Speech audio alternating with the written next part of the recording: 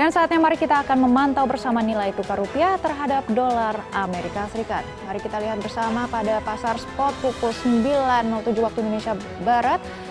Rupiah menguat 0,03%, berada di level 15.016 rupiah. Ini menguat tipis, tetapi rupiah masih berpotensi akan kembali melanjutkan tekanan. Pasalnya kekhawatiran pelaku pasar terkait ancaman resesi dan akan semakin besar.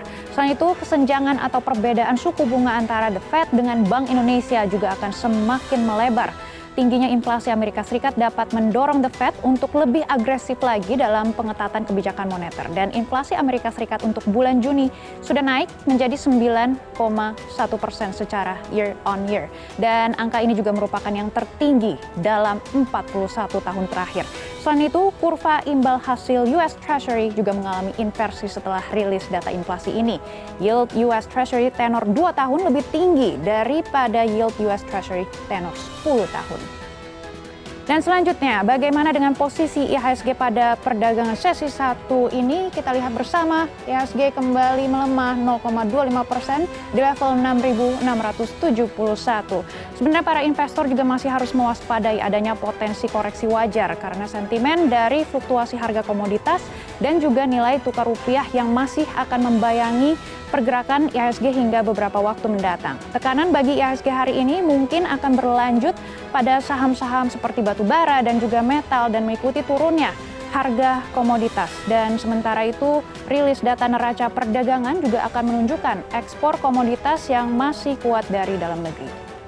Dan selanjutnya mari kita pantau bersama posisi pembukaan bursa saham utama di Asia Pasifik. Selain Nikkei 225 yang berada di zona hijau menguat 0,11%, Hang Seng ini melemah cukup tajam 1,14% dan juga Shanghai Composite melemah 0,62%. Kospi di Korea juga melemah 0,55%. Dari Asia ini sementara investor juga akan bersikap menghindari resiko dengan memindahkan dananya keluar dari pasar emerging market. Sehingga hal ini juga memaksa beberapa bank sentral di Asia untuk menaikkan suku bunga acuan demi untuk menghindari depresiasi yang terlalu dalam pada nilai tukar mata uang mereka. Dan sementara itu investor juga masih menunggu rilis data GDP China pada hari ini dan kepastian rencananya akan ada stimulus 200 billion dolar Amerika Serikat dari China.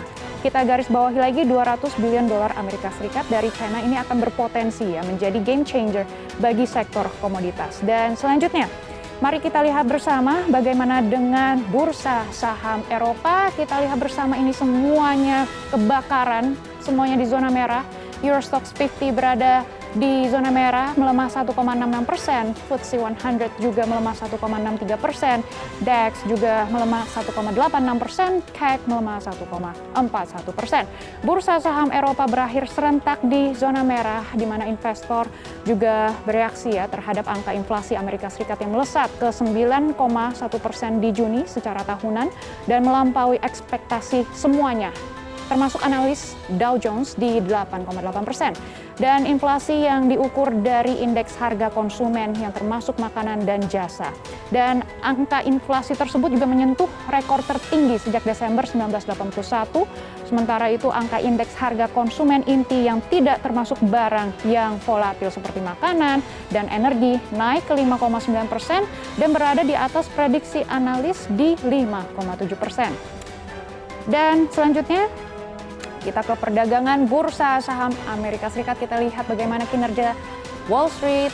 Kita lihat Dow Jones melemah 0,46%, S&P 500 juga melemah 0,3%, Nasdaq Composite menguat sangat tipis 0,03%, dan New York Stock Exchange Composite juga melemah yang sangat tajam 1,18%.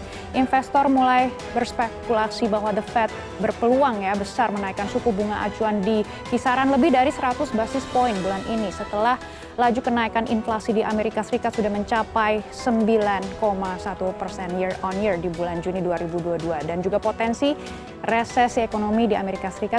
Ini berarti berkurangnya permintaan atas ekspor dan juga downgrade dari IMF pada ekonomi Amerika Serikat yang diperkirakan hanya sebesar 2,3% di 2022 dari sebelumnya 2,9%. Dan kemudian juga ada rilis laporan keuangan kuartal 2 pada tahun 2022, emiten di Amerika Serikat juga sangat mengecewakan.